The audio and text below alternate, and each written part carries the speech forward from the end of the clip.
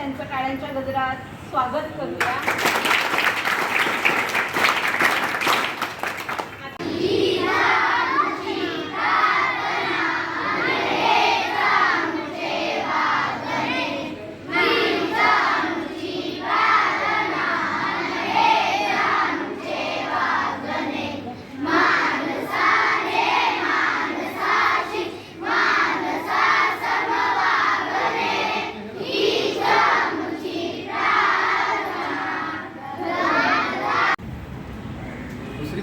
मला माहिती आहे तुम्हाला किती आनंद आहे, काय आहे, तुमची आवश्यकता काय, पण वह्या म्हणजे हा शेवटी आपला पाया आहे शिक्षणासाठी. आणि आमच्या लहानपणी सुद्धा आम्हाला आमच्या वडिलांची कंपनी वह्या आणि पेन पावसाळ्याच्या मुली वाटत होती. ठीक आहे, त्यावेळेला रेनकोट पण देत होते. आता आपण फक्त वह्या आणल्या. जशी प्रगती करेल मठ आणि मठाला सगळ्यांचा आशीर्वाद असेल तसंच तो जो आशीर्वाद त्यावेळी वाटत राहू. आता ही छोटी सुरुवात आहे, त्यामुळे तुम्हाला आमच्याकडनं या शुभेच्छा समजून तुम्ही घ्या आणि अभ्यास व्यवस्थित करा, प्रगती करा. आमचा आशीर्वाद नेहमी तुमच्याशी असेल. सदस्य आज जेवढ्यात इकडे आलेले आहेत अजूनही सदस्य येतील याच्या पुढे. मठाकडे येत जा, मठात योग्य मार्गदर्शन मिळेल तुम्हाला. पण हा जो उपक्रम आहे तो मठातर्फे जरी असला तरी याच्यामध्ये सगळ्या सभासदांचा जे मठासाठी जे देणगी देतात त्यांचा सगळ्यांचे आशीर्वाद तुमच्या पाठीचे आहे. एवढं बोलून मी थांबतो.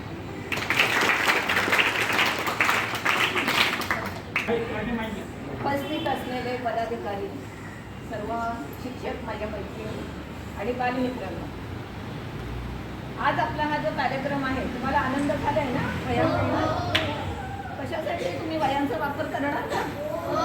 नक्की. बघा, या शाळेमध्ये नाही तर तुम्हाला काय वाटतं, हा आपल्याला वह्या मिळाल्या इथून मिळतात, आपल्या महानगरपालिकेतून मिळतात. मी महानगरपालिकेचीच एक शिक्षिका, मुख्याध्यापिका म्हणून रिटायर्ड झालेली आहे. महानगरपालिकेचे मला मुलांचं तुमचं सगळं माहिती आहे, कळलं का?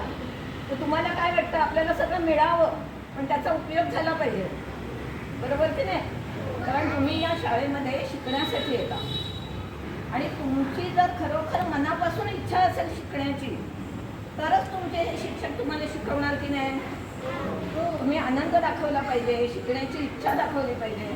कारण जो शिकायची इच्छा दाखवतो तो शिष्य असतो, तुम्हाला जो शिकवतो तो गुरु असतो, हो की नाही? शाळेत तुमचे गुरु आहेत, पण लहानपणी तुमच्या घरी तुमचे आई वडील पण गुरु आहेत का नाही? तुमचे आई वडिलांचं ऐकता तुम्ही? आपण जेव्हा शाळेमध्ये शिकायला येतो तेव्हा आपले शिक्षक ते सांगतात, तुम्हाला जे मार्गदर्शन मिळतं ते तुम्ही आचरणात आणलं पाहिजे. पहिली तुम्ही घरापासून सुरुवात केली पाहिजे. तुमची आई तुम्हाला अभ्यास करायला सांगते, कारण असं म्हणतात की अरे महानगरपालिकेतली मुलं म्हणजे काही अभ्यास करत नाही, त्यांना जास्त अभ्यास येत नाही. मला याचा खूप राग येतो. कारण का, मुलं हुशार असतात, शाळेत शिकवणारे शिक्षकही हुशार असतात, पण तुम्ही मुलं जी आहे तुमची परिस्थिती खूप एवढी चांगली नसते आर्थिकदृष्ट्या, त्यामुळे तुम्ही या शाळेमध्ये येतात असं सगळेजण म्हणतात. खरं म्हणजे पूर्वी महानगरपालिकेच्या शाळा परिस्थिती चांगली असलेली मुलं सुद्धा येत होती, पण आता वातावरणच असं झालेलं आहे की जास्त पैसा चांगली शाळा. पण तसं नाही आहे. आमचे महानगरपालिकेचे शिक्षकही खूप चांगले शिकवतात, खूप चांगले शिकलेले असतात. फक्त तुम्ही घेण्याची तुमची इच्छा पाहिजे. आणि म्हणून ह्या वह्या ज्या आम्ही देणार आहोत त्याचा तुम्ही पुरेपूर उपयोग करायचा. तुम्हाला ऑफिसमधूनही आपल्या वह्या, पेन सगळं साहित्य मिळतं. तुमच्याकडे वह्या जास्त होतात, मग जास्त झालेल्या वह्यांचा उपयोग काय करायचा? रोज तुम्ही त्याच्यामध्ये लिखाण करा, तुमचं अक्षर सुधरवा, एका प्रश्नाचं उत्तर 4-4 वेळा लिहा. आहेत ना तुमच्याकडे वह्या? फक्त तुम्ही मेहनत केली पाहिजे. तर ही मेहनत जर तुम्ही केली तरच या ट्रस्टनी हे सगळं ज्या वह्या वगैरे देत आहेत त्याचं सार्थक होईल असं वाटेल की नाही. आणि तुमचा रिझल्ट चांगला लागला पाहिजे. आता आपल्या मठ जवळ आहे, तुम्ही परमेश्वराचाही आशीर्वाद घेतला पाहिजे, कारण करणारा तोच सर्व आहे की नाही. मग तेही आपण नमस्कार करायचा, देवालाही नमस्कार करायचा. प्रत्येक याच्यामध्ये कर्म जे आहे ते तुम्ही त्या त्या स्थितीमध्ये केलं पाहिजे. आता तुमचं कर्म काय आहे? अभ्यास करणं, बरोबर आहे? मग तुम्ही पूर्ण वेळ तुम्ही अभ्यासासाठी दिला पाहिजे. नुसतं सारखं खेळायचं, बाहेर मजाच करायची, आई वडिलांना त्रास द्यायचा, इथे शिक्षकांना त्रास द्यायचा असं न करता शिक्षक जे सांगतील तो अभ्यास जर तुम्ही केला तर प्रगती तुमची आहे. त्यांची होणार आहे का कोणाची? आमची सर्वांची प्रगती झालेली आहे की नाही? तुमच्यासाठी हे सर्व शिक्षक शिकवतात, कष्ट करतात, तुम्हाला ओरडतात, बोलतात. घरी आई वडील तसंच करतात. मग ते जर तुम्ही डोक्यात घेतलं आणि मनापासून केलं तर यामध्ये तुमचं खूप प्रगती होईल. तुम्ही तुमच्या पायावर उभे राहाल, जास्तीत जास्त शिकाल. ओके नाही, खूप मुलं पुढे जातात शिकूनच. काही आपण वाईट जरी आपल्याला काही दिसलं तरी वाईट गोष्टी आपण आचरणात आणायच्या नाही. आपल्या शिक्षणाचा हा उपयोग असतो की वाईट गोष्टी शिकायच्या नाही. नेहमी आपण चांगला विचार करायचा, चांगल्याच गोष्टी करायच्या, सर्व मोठ्या माणसांचं ऐकायचं, ईश्वराचं नामस्मरण करायचं, तर नक्कीच तुमची प्रगती होईल. आम्हा सर्वांचा तुम्हाला आशीर्वाद आहे आणि तुमचा रिझल्टही आम्ही बघायला येऊ. वया देतो म्हणजे दादा सोडून दिलं असं नाही आहे. तुम्ही अभ्यास केलाय की नाही, रिझल्ट चांगला लागतो की नाही, तेही बघायला येऊ ना. नक्की प्रॉमिस. आम्ही येणार. आम्हा सर्वांचा तुम्हाला आशीर्वाद आहे. रिझल्ट चांगले येणार ना. आणि सगळ्या मुलांनी हजर आहे.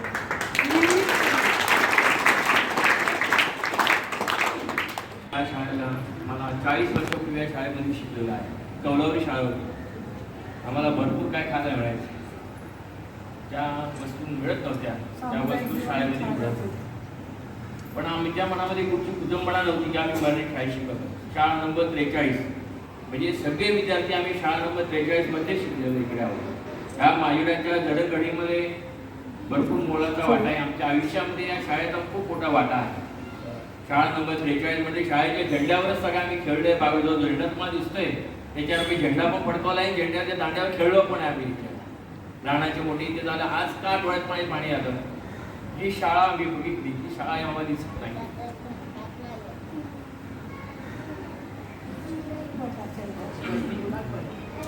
या शाळेमध्ये ती लांबच लांब लाईन तो मराठी शाळा. 5वी झाली की GS इंग्लिश स्कूलमध्ये आम्ही जायचो. पण 5वी पर्यंत शिक्षण मराठी शाळेतच होतं.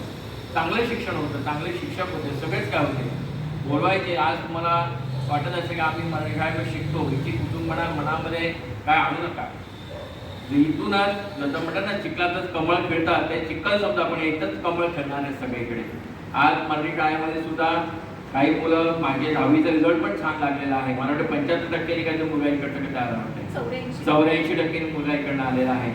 मनामध्ये तुम्ही किती अशी कुटुंबाला आणू नका. आम्ही पण प्रत्येक ठिकाणी जाऊन अशा वया घेतलेल्या आहेत, नंबर लावलेले आहेत, लाईन लावून वया मिळाल्या आहेत आम्हाला. त्यातून आम्ही आमचं उत्कर्ष केलेला आहे. तुम्ही पण या ठिकाणी उत्कर्ष करायला पाहिजे.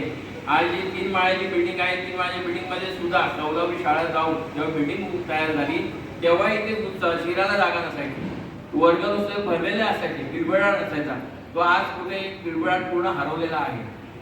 आज जर कुठं मुलं शिकत नसतील, तुमच्या संपर्कात कुठं मुलं असतील, त्यांना या मराठी शाळेमध्ये आणा आणि त्यांना शिक्षणाचं सुरुवात करा, महत्त्व कळवा. बाहेर बोर्ड पण लावलेला, CBSE पण काही झालेलं असं बोर्ड वाटलेलं आहे. CBSE सुरुवात करण्यात आलेली आहे. तर चांगलं उच्च शिक्षण तुम्हाला शाळा नंबर 43 मध्ये माझ्याकडे गावात मिळत आहे. आणि या शिक्षिका त्यावेळी शिक्षक आम्ही त्यांच्याकडे घडलेलं आहे. प्रॅक्टिकली बघितलेलं आहे कसं शिक्षण आहे, त्यावेळी काय घडवताना किती त्रास झाला असेल. पण आज भरपूर काही गोष्टी सहज उपलब्ध आहेत. आज मठामध्ये कार्यक्रम सगळे लोक उपस्थित आहेत का, ही मुलं आमची आहेत. या मुलांना काय घडवायचं आहे, काय कमी पडत असेल तर आम्ही देऊच. त्याच्याबरोबर सुरुवात म्हणून आम्ही वयापासून सुरुवात करत. श्री गणेशा तुम्ही करा, त्यातून पेन आणि वही काय दिलेलं आहे त्याचा वापर करा आणि उत्तर प्रगती करा. आणि मनामध्ये काय तुमच्या अडचणी असतील तुमच्या आईवडिलांशी व्यक्त करा. कमीपणा मानू नका की आम्ही मराठी शाळेमध्ये शिकवतो असं बोलू नका. जे काय मोठी उंची माणसं आहेत सगळे मराठी शाळेतच शिकलेली आहेत. आता तुम्हाला प्रायव्हेट शाळेत दिसतात, सगळे मराठी शाळेचीच घडण आहेत, मराठी शाळेचीच रोपं आहेत, त्यांची झाडं झालेली आहेत. आता तुम्ही जरी इथून सुरुवात करा आणि इथून प्रगती सुरुवात करेल. मी तुम्हाला 2 शब्द इथे थांबवतो.